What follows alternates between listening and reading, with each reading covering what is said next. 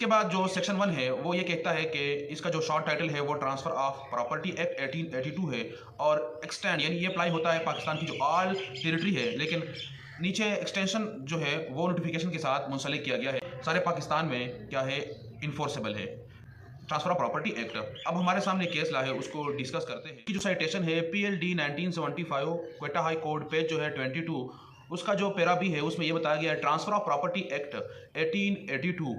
act may not be enforced in an area, yet principles contained in act are followed as rules of justice, equity and good conscience। यानी where the transfer of property act is not enforced,